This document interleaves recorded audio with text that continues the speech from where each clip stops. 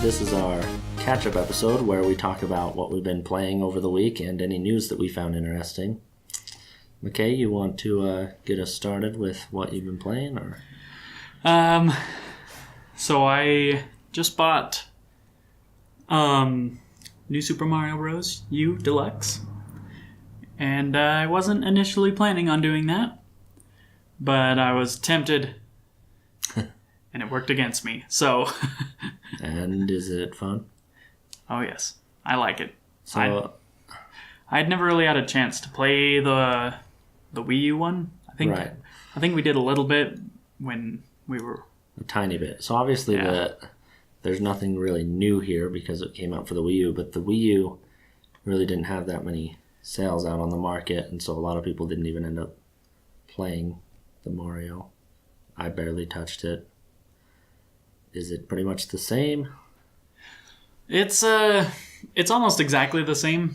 The only difference is they've added 2 characters, and they kind of took one away, didn't exactly. So this has been pretty controversial for people. Because apparently you can't play as Mario, Luigi, and 2 Toads together. If you have 4 people playing, one of them has to choose between Toadette or Nabbit, and Nabbit is a new character that they've introduced that isn't affected by enemies, and he can't get power-ups. I think the only way he can die is by falling off a cliff. That's kind of dumb. That's really good for people who absolutely suck, or kids. But then the other option is Toadette. And she's mostly normal, except for the Peachette. The Peachette power-up that everybody knows about. Which basically turns you into Peach, and you have the ability to float as if you have a raccoon. Not a raccoon. Well, that too. But the acorn power-up. So let's get this straight. You turn in like a squirrel. If you have 4 people playing, one is Mario, one is Luigi, and one can be yellow or blue Toad. Okay, and then the other one has to be... The other one has to be either Toadette or Nabbit. You can't have a yellow and a blue Toad. Okay. Well, I guess that's not too terrible if Toadette isn't too weird. So initially I was pretty upset at this because I was focusing, like, if you're Peachette and you fall off a cliff, it'll like bounce you back up. But from what I've seen, it's only when you're Peachette. So it's not as bad as I thought. And my perspective changed really quickly after I played with my wife.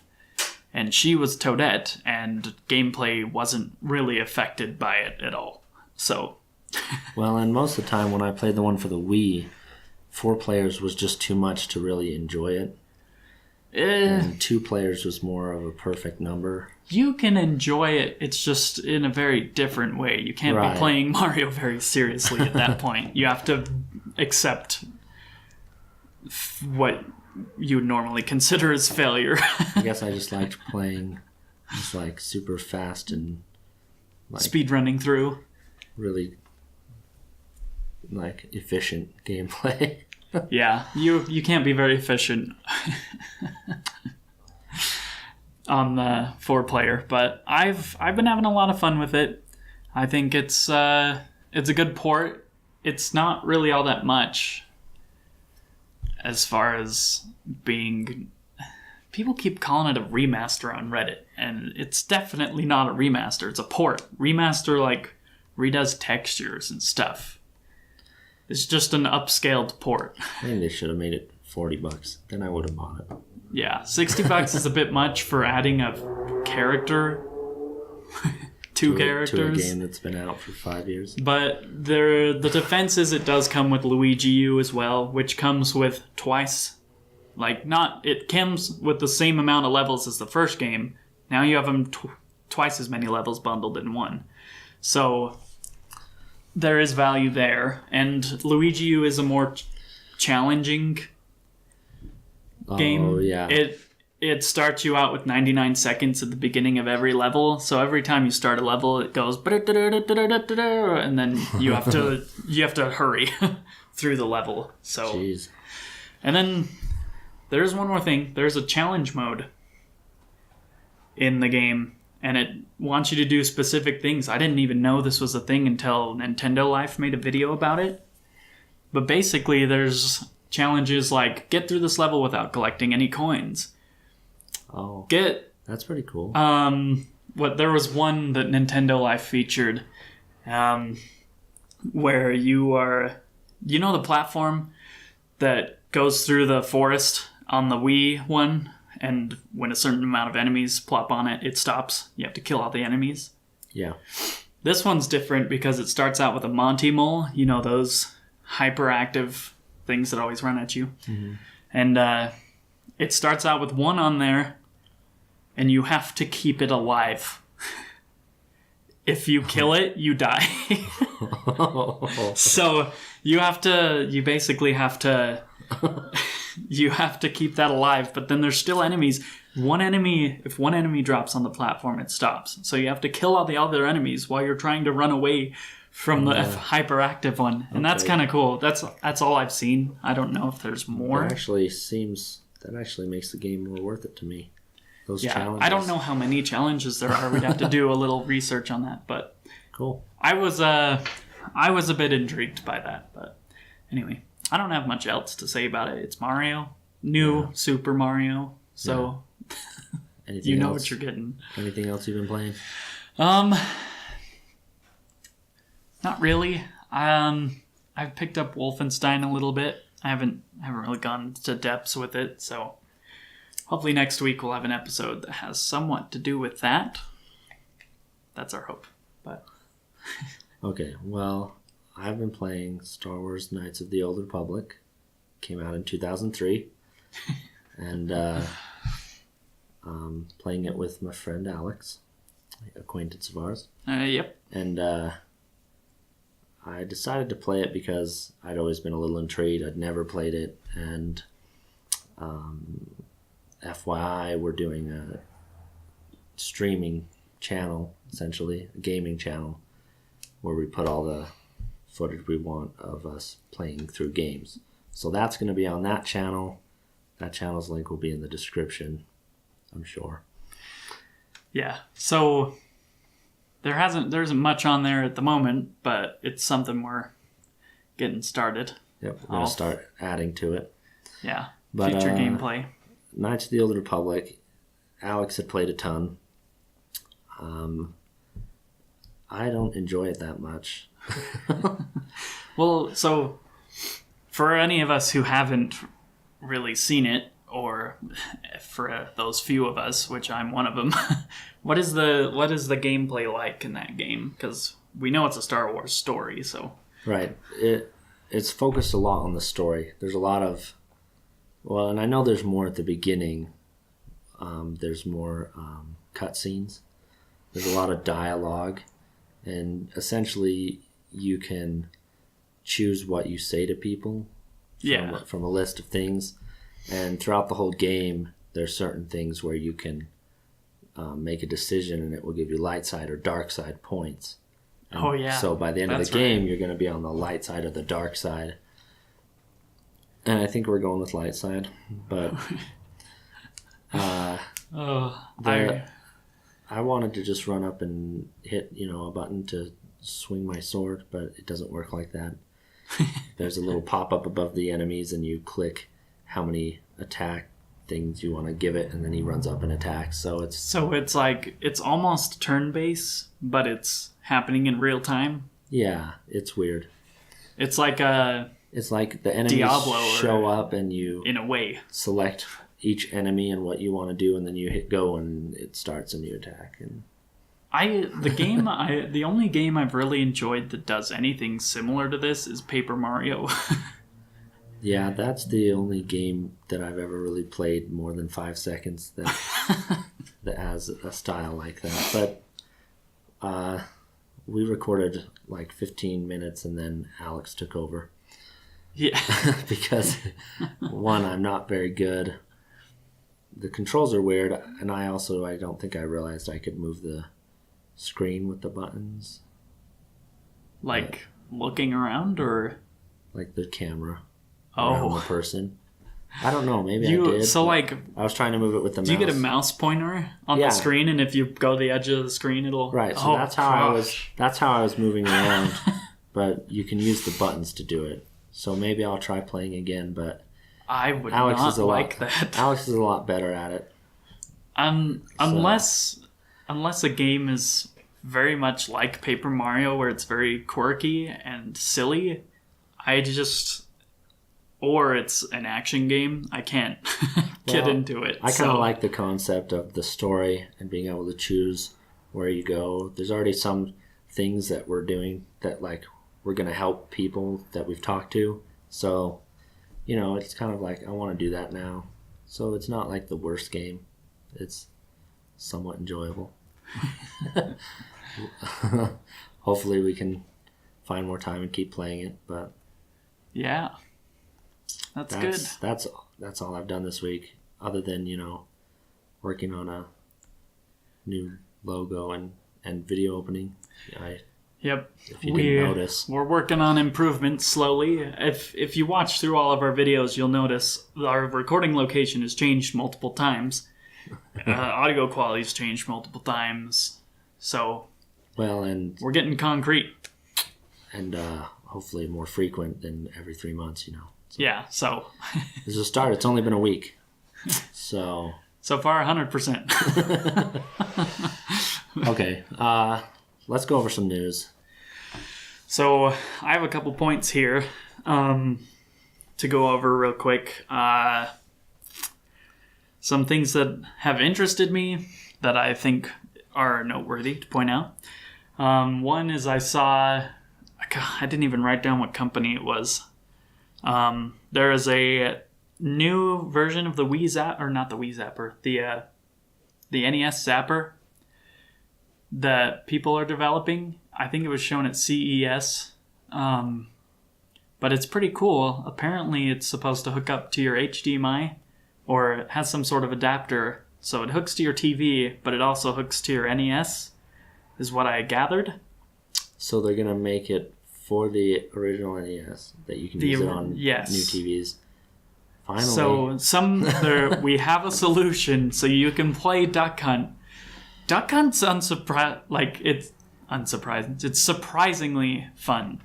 We played it a couple of years ago on an old TV, and I always keep an old TV around just in case. It's almost like an early version of mobile gaming. Like, you aren't doing much, but it's enjoyable. Yeah, it's pretty simple. It's fun. But it's nice to be able to go back and play it just for a nostalgia. Yeah. So, if that is not unreasonably priced, I'd probably buy it when it came out. So if you want to look it up, it's from Hyperkin. I forget what stuff they make. They make a lot of accessories and things for but just about anything. But it's called the Hyperkin Blaster HD. So if you want to look it up, get some more information, that's where you'll find that info. Another notable thing is the Humble Store is selling Nintendo games. Really? Like what? Like Mario Odyssey and Zelda and a lot of official stuff. Like the software? Like a software code? So, yeah. What they'll give you is a code. So far, when people hear Humble, they're like, oh, for sale? Nothing's on sale right now. It's all full price. But it makes me wonder... Oh, shiz. It makes me wonder about the future of like what kind of sales could happen. If they would even do sales, they probably wouldn't be as... Humble Bundle. Freaking cheap. 1 cent for Mario Odyssey. Odyssey, Breath of the Wild, Super Mario Party, whatever else. That's not going to happen. No, I don't. But I could see some pretty decent sales coming out of this. At least a sale, because Nintendo games are never on sale. Hardly ever. I think I've seen one ever since I got the Switch. They're usually just full price until they're not on the shelf. Yeah, it's... At least the good games are. What? I think Donkey Kong Tropical Freeze might have gone on sale. But maybe once. It's like that for most consoles, the good games. I wonder. But I don't pay attention that much. But... It's just kind of weird on the Switch because there's always stuff on sale for a frick ton drop. Like, it's crazy. On the Switch? Yeah, have you ever gone into the store and looked at the sales? They've have over 80 games. It's like Steam sales. Yeah, it's nuts. I'll have to check that out. I've gotten a lot of games for just a couple dollars. Wow. It's crazy. There is a lot of games that aren't... Are they any good? Yeah, what's that one? There's one, it's a Paperboy copycat, but it's styled... you're playing basically as Marty McFly. That's what the character looks like, but it's in the Smashy Road style of art. But it's pretty fun. It's good art style. Hard as frick too. But it has a really nice soundtrack, sounds all retro, it's all based in the 80s, has billions of references, but... Billions? Well, exaggeration, of course, but there's so much crap in there. Like Care Bears, Herbie, you'll see Doctor Who, the Doctor. Just like a million copyright infringements that they probably never got licenses for. Yeah, they're all really vague, but you can tell what it is. But vague enough to not be prosecuted in the court of law. Yes. Like, you can tell what Herbie is, you can see his stripes, but it's not exactly a Volkswagen Bug, and it's not I don't know if he even has a number. Perfectly Herbie. Yeah, but you can... Did I mention the Care Bears? Yes. The Care Bears. They're annoying. I hit them every time. In there, they're not Care Bears. They're caring bears. Caring bears. They're just bears that care. But they're not Care Bears. Oh my gosh. That's awesome. Our next point. So this won't affect Epic at all, really. Not much, but the Better Business Bureau gave Epic an F score. Basically, like... I think this is funny, like, immediately after saying, like, well, if any of these three companies are going to fail, it's going to be Epic. And then, like, 2 days later, it's like, the Better Business Bureau gave them an F. I'm like... we're on track for our estimates. No, I don't think it'll affect them, because they did the same thing to Steam, like, in 2015, so... Yeah, it's Steam. It's gone down the toilet since then. It depends on who you talk to be honest. I don't think it has. But the biggest reason is because there's over 200 complaints in like the last year that they've ignored. So like one complaint, a customer said that there were several charges made to his account that he didn't make, and I guess they didn't do anything about it. That's not okay. That's not okay. But I don't know, like, there's only over, like, 247, I think. There's, like, 247 complaints. Did he change his password? Or I don't know. Who knows what happened, but I've just thought that was funny, giving our predictions between Discord, Steam, and Epic. So, this is a pretty big one. We all know Bungie. Bungie made... Halo, like the first of the games. They were pretty notorious and did really well with those. Quite. So they also make Destiny, which hasn't been quite a hit, but they've been paired with Activision. So the news here is that they have broken off of Activision and they have the rights to Destiny with them. Activision hasn't kept that. So... This is kind of cool because I played Destiny 1 a little bit on the Xbox 360 with my wife, and it was pretty decent. I'll admit it wasn't like the greatest thing ever. Yeah. I got kind of bored after a little bit, but as far as a shooter, mechanics-wise, the land looked really good. The story was garbage, in my opinion, but it was fun. It was a good shooter. Real solid, and this kind of makes me excited because I never wanted to try Destiny again, but now they might have full artistic freedom to do what they want. They can produce it themselves, release it themselves. Activision ruining it from above. And I don't know how much Activision has had a say. Yeah, you know? but for all you know, if they had any, it's probably not good. So, yeah. Well, I guess we'll see when the next game comes out. We'll see who. And that's not to say Activision's all that bad. I mean, they've done some pretty freaking stupid things, but they're not as bad as EA in my eyes. But yeah. So that's a pretty significant point. You gotta give a heart out there to Tony Hawk Pro Skater. A lot of PlayStation 1 childhood was Activision, so I mean, there was something all right with that. They were great at some point. Yeah. Freaking, they had Spider-Man too, didn't they? They might still. I don't know.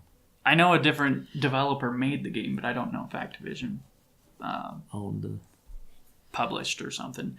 The last thing I have here is Universal has apparently canceled a lot of their plans for Nintendo stuff in their parks. Not everything, but they've kind of toned down. And there could have been a misrepresentation of information when the original rumor came out. We don't know for sure. What a shame. But there's still going to be Nintendo stuff. I think they're just waiting to see... Nintendo stuff. They'll have a shop set up to sell merchandise. Nintendo merchandise. That's it. Over near the Nothing food court. else. But this article that I read had talked about they had a Fast and Furious attraction that apparently didn't do so well, so they were probably thinking, let's play it safe. Well, I know my wife doesn't like that movie, those movies. Has she I seen love them all? She thinks they're too ridiculous. And that's the point. She's a communist.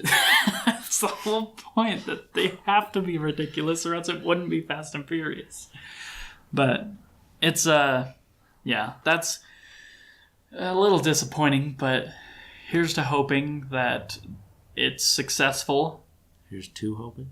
Or here's hoping? Here's hoping. Thank you. Because you said it like hoping was some guy you knew. Oh, here's to hoping. Actually, good guy. Shout out. Anyway. Yeah, we'll keep our eyes on that, but that's all I have for now. And I never had much at all, so. We thank you so much for watching.